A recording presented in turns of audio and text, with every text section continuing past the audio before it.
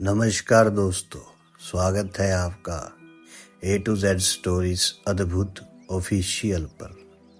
साधु संत फकीर गुरु रहबरों की सदा ही जय जयकार। एक राजा गुरु गोरखनाथ जी का परम भक्त था।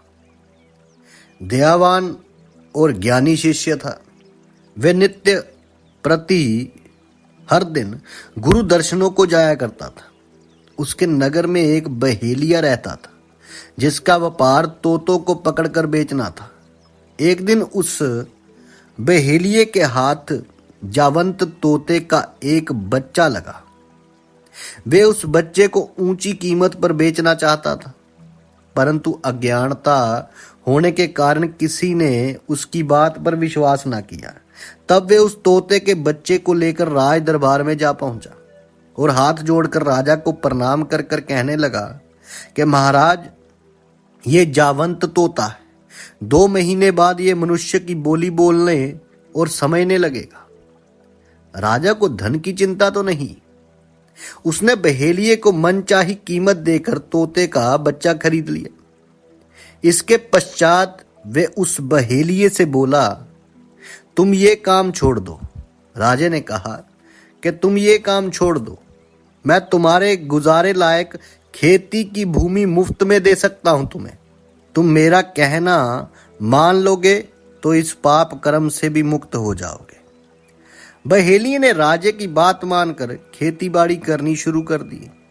वे तोता सचमुच 2 माह के पश्चात मनुष्यों की भाषा समझने और बोलने लगा। तब एक दिन जब राजा अपने गुरु महायोगी गुरु गोरखनाथ के दर्शनों को जा रहे थे तो तोता बोला, हे राजन, आप नित्य सुबह सुबह कहाँ जाते हैं? राजा बोला, मैं अपने गुरु गोरखनाथ जी के दर्शनों को जाया करता हूँ। वे बड़े ही ज्ञानी गुरु हैं, मैं उन्हीं का शिष्य हूँ। तोता बोला, हे राजन, आप अपने गुरुदेव से पूछना कि मुक्ति का मार्ग क्या है। राजा तोते की बात हृदय में रखकर गुरु गोरखनाथ जी के निकट पहुंचा और ज्ञान चर्चा सुनने के पश्चात हाथ जोड़कर बोला कि हे महाराज, मुक्ति का मार्ग क्या है? इतना सुनते ही महायोगी गुरु गोरखनाथ शव आसन लगाकर पृथ्वी पर लेट गए, मानो थक कर घोर निद्रा में सो गए। जब राजा को अपने प्रश्न का कोई उत्तर न मिला तो वे लौट आया और तोते से सब बात ज्यों की त्यों बता दी कि गुरुजी बहुत थके होने के कारण सो गए, बोले कुछ भी नहीं। अब दूसरे दिन तोते ने पिंजरे में शव आसन लगाकर आंखें बंद कर बिना हिले डुले लेट गया।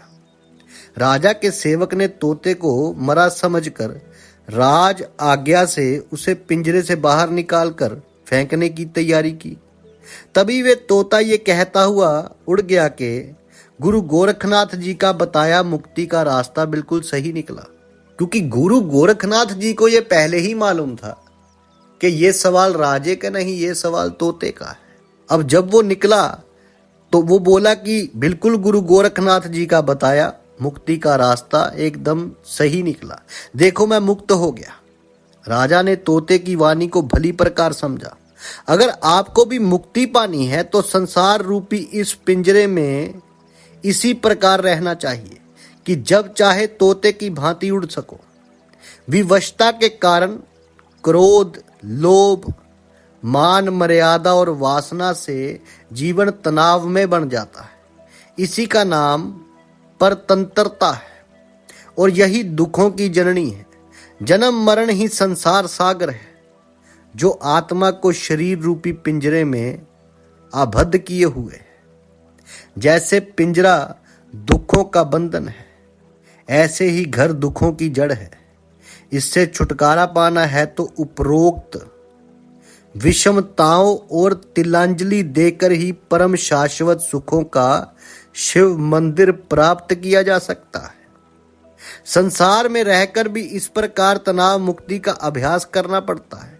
जैसे धाएं माँ बच्चे का पालन पोषण तो करती है परंतु उसे अपनी संतान नहीं समझती, ऐसे ही आप इस संसार में रहो परंतु ममता मोह त्याग कर साधु संत फकीर गुरु रहबरों की सदा ही जय जयकार। जल्दी मिलते हैं एक नई वीडियो के साथ। तब तक के लिए आप सबका धन्यवाद। आप सबके भीतर बसे उस परमात्मा को मेरा प्रणाम।